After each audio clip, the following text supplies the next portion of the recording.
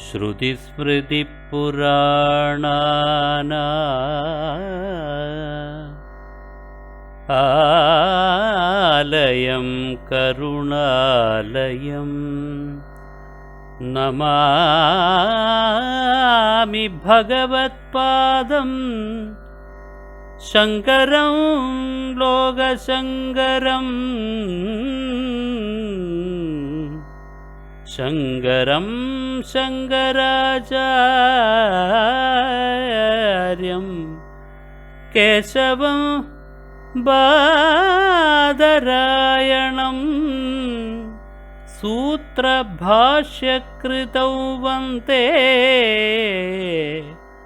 ഭഗവന്തൗ പുനഃ പുനഃ.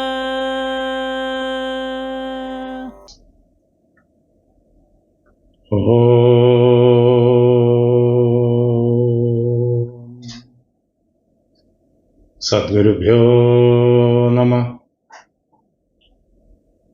ഓം സദാശിവസമാരംഭാം ശങ്കരാചാര്യമധ്യമാം അസ്മദാചാര്യപര്യന്താം വന്ദേ ഗുരുപരമ്പരാം. കൂജന്തം രാമ രാമേതി മധുരം മധുരാക്ഷരം ആരുഹ്യ കവിതാശാഖാം വന്ദേ വാൽമീകികോകിലം. സംപൂജ്യരായ ഗുരുജനങ്ങളെ, അമ്മമാരെ, ആദ്യമേ തന്നെ എൻ്റെ സർവസങ്കല്പങ്ങളും ഭാരതീയ ആചാര്യ പരമ്പരയുടെ പാദപങ്കജങ്ങളിലും വാഗ്ദേവതയും ശക്തിസ്വരൂപിണിയുമായ അമ്മയുടെ പാദപത്മങ്ങളിലും എൻ്റെ ഗുരുനാഥനായ ജഗദ്ഗുരു സ്വാമി സത്യാനന്ദ സരസ്വതി തൃപ്പാദങ്ങളിലും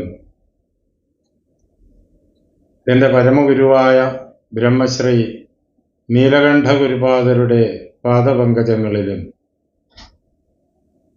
പരമപവിത്രമായ ഈ വൈദിക പ്രവർത്തനത്തിന് ആത്മാവായി നിൽക്കുന്ന ആചാര്യ നരേന്ദ്രഭൂഷൺ അവர்களுടെ പാദപത്മങ്ങളിലും അദ്ദേഹത്തോടൊപ്പം ഈ മഹാപ്രസ്ഥാനത്തെ മുന്നോട്ട് നയിക്കുന്നതിൽ ഇന്നും അനവരതം പ്രയത്നിച്ചുകൊണ്ടിരിക്കുന്ന അമ്മയുടെ പാദപത്മങ്ങളിലും ഈ മഹാപ്രസ്ഥാനത്തെ നിരന്തരം പ്രവർത്തനക്ഷമമാക്കുന്നതിന് വേണ്ടിയിട്ട് സ്വയം സമർപ്പിക്കുന്ന എല്ലാ സജ്ജനങ്ങളുടെയും പാദപത്മങ്ങളിലും ആ ധന്യമായ സങ്കല്പം കൊണ്ട് പവിത്രമായിരിക്കുന്ന നിങ്ങളുടെ ഹൃദയങ്ങളിലും ഈ പ്രസ്ഥാനത്തിൻ്റെ തുടക്കം വേദമന്ത്ര ദ്രഷ്ടാക്കളാണ്. ഈ നൂറ്റാണ്ടിൽ അതിൻ്റെ പുനരുദ്ധാരകൻ ദയാനന്ദ സരസ്വതി സ്വാമികൾ തൃപ്പാദങ്ങളാണ്. അദ്ദേഹത്തിൻ്റെയും അദ്ദേഹത്തിൻ്റെ പരമ്പരയുടെയും പാദപത്മങ്ങളിൽ സാഷ്ടാംഗമായി പ്രണമിച്ചുകൊണ്ട് എന്നിൽ നിക്ഷിപ്തമായിരിക്കുന്ന കർത്തവ്യത്തിലേക്ക് കടക്കട്ടെ. ഇതിനു മുമ്പ് രണ്ടവസരങ്ങളിൽ വർഷങ്ങൾ പലതായി ഇവിടെ ഞാൻ വന്നിട്ടുണ്ട്, ഈ പരിപാടിയിൽ സംബന്ധിച്ചിട്ടുണ്ട്. എന്ന് മാത്രമല്ല 80കളിൽ 90കളിൽ ഒക്കെ അനേക തവണ ചെങ്കോട്ടുകോണം ശ്രീരാമദാസ ആശ്രമത്തിൻ്റെയും മിഷൻ്റെയും പ്രവർത്തനവുമായി ബന്ധപ്പെട്ട് ഭൂഷൺ സാറിനെ കാണാനായിട്ട് അനേക തവണ ഇവിടെ വന്നിട്ടുണ്ട്. അദ്ദേഹത്തിൻ്റെ സ്നേഹവും വാത്സല്യവുമെല്ലാം ഇന്നും നിത്യനൂതനമായിട്ട് എൻ്റെ ഹൃദയത്തിൽ നിറഞ്ഞു നിൽക്കുന്നു. അദ്ദേഹത്തിൻ്റെ സാന്നിധ്യം, നിറസാന്നിധ്യം ഇവിടെയുണ്ട് എന്നുള്ള കാര്യത്തിൽ നമുക്കാർക്കും തന്നെ യാതൊരു സംശയവുമില്ല. ദയാനന്ദ സരസ്വതി സ്വാമികളുടെ അനുഗ്രഹത്താൽ, നരേന്ദ്രഭൂഷൺ സാറിൻ്റെ അനുഗ്രഹത്താൽ ഇന്നും വളരെ വിജയകരമായി ധർമ്മത്തിൻ്റെ പന്ഥാവിൽ ധർമ്മത്തിൻ്റെ സന്ദേശം എല്ലായിടവും എത്തിച്ചുകൊണ്ട് ഈ മഹനീയമായ പ്രസ്ഥാനം മുന്നോട്ട് പോകുന്നു.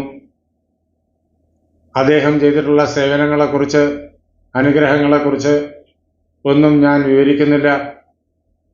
അതെല്ലാം നന്നായി അറിയുന്ന ആളുകളാണ് ഇവിടെ ഇരിക്കുന്നവർ ഓരോരുത്തരും. അതുകൊണ്ട് ആ സ്മരണയ്ക്ക് മുന്നിൽ നമസ്കരിച്ചുകൊണ്ട്, വിശേഷിച്ചും തിരുവനന്തപുരത്ത് ശ്രീരാമനവമി ഹിന്ദു മഹാസമ്മേളനം പുത്തരിക്കണ്ട മൈതാനത്തിൽ 12 ദിവസം വളരെ വിപുലമായി 1991 മുതൽ നടന്നു വന്നു.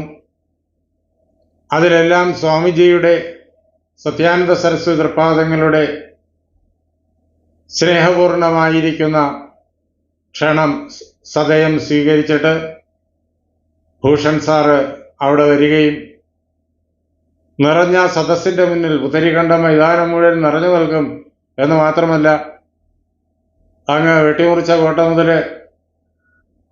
അവിടെ ആ ഓവർ ബ്രിഡ്ജ് വരെയുള്ള ഭാഗങ്ങളിൽ അവിടെയെല്ലാം ആളുകൾക്ക് കേൾക്കാൻ വേണ്ടിയിട്ടുള്ള സൗകര്യം ഒരുക്കിയിട്ടുണ്ട്. അതെല്ലാം റെക്കോർഡ് ചെയ്യാനായിട്ട് ഈ 12 ദിവസങ്ങളിലും ആളുകൾ തിങ്ങി നിൽക്കുന്നുണ്ടാകും. അങ്ങനെയുള്ള ആ ശ്രീരാമനവമി ഹിന്ദു മഹാസമ്മേളനത്തിൽ എല്ലാ വർഷവും തുടർച്ചയായി വരികയും വേദങ്ങളുടെ ഹൃദയരഹസ്യം അതിൻ്റെ ഓരോരോ വിഷയമായിട്ട്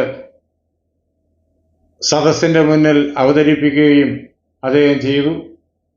അതിൽ പലതും അന്നത്തെ സൊവനീറുകളിൽ, ഏതൊക്കെ വർഷങ്ങളിൽ സൊവനീറുകൾ ഇറക്കാൻ കഴിഞ്ഞോ ആ വർഷങ്ങളിലെല്ലാം അദ്ദേഹത്തിൻ്റെ പ്രബന്ധങ്ങൾ അതിനകത്തുണ്ട്. ആ സൊവനീറുകളുടെ പ്രത്യേകത എന്ന് വെച്ച് കഴിഞ്ഞാൽ 12-ാം ദിവസം വൈകുന്നേരം 5 മണിക്ക് ആ മഹാസമ്മേളനത്തിൻ്റെ സമ്പൂർണമായിട്ടുള്ള സമർപ്പണം നടക്കും. വിശ്വശാന്തി സമ്മേളനം. ആ സമ്മേളനത്തിൽ വെച്ച് സോവനിയർ റിലീസ് ചെയ്യും. സ്വാമി തൃപ്പാദങ്ങൾക്ക് നിർബന്ധമാണത്. പ്രസംഗങ്ങളും അതേപോലെ തന്നെ നേരത്തെ തന്നെ എഴുതി വാങ്ങിച്ചിട്ടുള്ളതായ പ്രബന്ധങ്ങളുമെല്ലാം ഇതിനകം ഭംഗിയായിട്ട് DTP എടുത്തിട്ട് പ്രൂഫ് നോക്കി ഫൈനലാക്കി അത് ആ വിശ്വശാന്തി സമ്മേളനത്തിൽ അവതരിപ്പിക്കും. അതിൻ്റെ അടുത്ത ദിവസം, വിശ്വശാന്തി സമ്മേളനത്തിലാണത് പ്രസിദ്ധീകരിക്കുക. അതിൻ്റെ അടുത്ത ദിവസം വിശ്വശാന്തി സമ്മേളനത്തിൻ്റെ ഫോട്ടോകളും അന്ന് നടന്ന പ്രസംഗങ്ങളും ഉൾപ്പെടുത്തിക്കൊണ്ട് സമ്പൂർണമായിട്ട് സോവനിയർ പുറത്തിറക്കുകയും ചെയ്യും. അങ്ങനെ നടന്നിരുന്നു. ആ സോവനിയറുകളിലെല്ലാം അതിൻ്റെ വലിയ അനുഗ്രഹമായിട്ട് നരേന്ദ്രഭൂഷൺ സാറിൻ്റെ വേദങ്ങളെ ആസ്പദമാക്കിയുള്ളതായ പ്രബന്ധങ്ങളുണ്ട്. രാജേന്ദ്ര ജിജ്ഞാസുവിനെ പോലുള്ള മഹാപണ്ഡിതന്മാരെ അദ്ദേഹം ഉത്തരേന്ത്യയിൽ നിന്നിട്ട് വരുത്തി അനേകം വർഷങ്ങളിൽ ആ വൈദിക സമ്മേളനത്തിൽ പങ്കെടുപ്പിച്ചിട്ടുണ്ട്. 2002 ശ്രീരാമനവമി ഹിന്ദു മഹാസമ്മേളനം ഉദ്ഘാടനം ചെയ്തതും നരേന്ദ്രഭൂഷൺ അവർകളാണ്. ഇങ്ങനെ ആശ്രമവുമായിട്ട് അദ്ദേഹത്തിന് നേരിട്ടുള്ള ബന്ധം, സ്വാമിജിയുമായിട്ട് അദ്ദേഹത്തിന് നേരിട്ടുള്ളതായ ബന്ധം, അതുകൊണ്ടാണ് അനേക തവണ ഞാൻ ഇവിടെ അദ്ദേഹത്തെ കാണാൻ വന്നിട്ടുള്ളത്. സ്വാമിജിയും ഭൂഷൺ സാറും നമ്മുടെ കേരളത്തിലെ അനേകം മഹാസമ്മേളനങ്ങളിൽ ഒരുമിച്ച് പ്രസംഗിച്ചിട്ടുണ്ട് വിവിധങ്ങളായ വിഷയങ്ങളെക്കുറിച്ച്. അതിൽ പലതിലും സ്വാമിജിയോടൊപ്പം വന്നു ചേരാനും അത് മുഴുവൻ കേൾക്കാനും ഉള്ളതായ ഭാഗ്യം എനിക്ക് സിദ്ധിച്ചിട്ടുമുണ്ട്. അങ്ങനെയുള്ള ആ മധുരസ്മരണകളെല്ലാം ഓർത്തുകൊണ്ട് എന്നിലേക്ക് നിക്ഷിപ്തമായിരിക്കുന്ന ഈ കർത്തവ്യത്തിലേക്ക് കടക്കട്ടെ. അഹം ബ്രഹ്മാസ്മി എന്നുള്ള മഹാവാക്യമാണ് നമ്മുടെ ചർച്ചയുടെ ഇന്നത്തെ വിഷയം. അഹം, ഞാൻ, ബ്രഹ്മ അസ്മി, ബ്രഹ്മം ആകുന്നു, ഞാൻ ബ്രഹ്മമാകുന്നു. ഇത് വേദങ്ങളിലുള്ള 4 മഹാവാക്യങ്ങളിൽ ഒന്നാണ്. ഞാൻ ബ്രഹ്മം തന്നെയാകുന്നു എന്നുള്ളതായി പ്രഖ്യാപനം. യജുർവേദത്തിൻ്റെ ഉള്ളിലുള്ള ബൃഹദാരണ്യക ഉപനിഷത്തിൽ ആ മഹാവാക്യം വരുന്നു. 4 മഹാവാക്യങ്ങളാണ് നമ്മുടെ ആചാര്യന്മാർ നമ്മുടെ മുന്നിൽ നമുക്ക് പഠിക്കാൻ വേണ്ടി, ഉൾക്കൊള്ളാൻ വേണ്ടിയിട്ട് അവതരിപ്പിച്ചിട്ടുള്ളത്. തത്വമസി എന്നുള്ളതായ മഹാവാക്യം, അത് സാമവേദത്തിലെ ഛാന്തോഗ്യ ഉപനിഷത്തിലുള്ളതാണ്. ശ്വേതകേതുവിന് ഉദ്ദാലകാരുണി അനേകം ഉദാഹരണങ്ങളിലൂടെ, വിശദീകരണങ്ങളിലൂടെ നൽകുന്നതായ ആ മഹാവാക്യം, അത് നീയാകുന്നു. പ്രപഞ്ചത്തിൻ്റെ ആദികാരണം, പരമമായിരിക്കുന്ന കാരണം, അത് നീയാകുന്നു.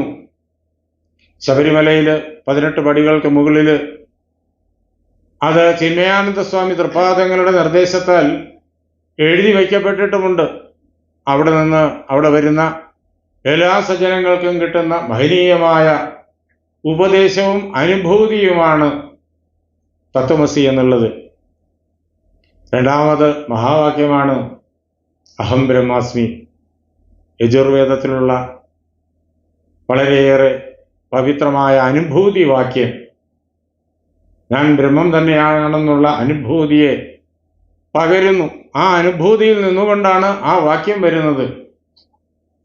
അതേപോലെ അയമാത്മാ ബ്രഹ്മ എന്നുള്ളത്, ഈ ആത്മാവ് ബ്രഹ്മം തന്നെയാകുന്നു, അത് അഥർവവേദത്തിലുള്ളതാണ്.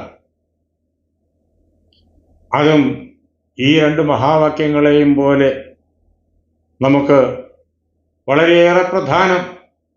ഇനിയോ പ്രജ്ഞാനം ബ്രഹ്മ എന്നുള്ള ഋഗ്വേദത്തിലെ മഹാവാക്യം. പ്രജ്ഞാനം, ബോധം, ബോധമാണ് ബ്രഹ്മം എന്നുള്ള വാക്യം.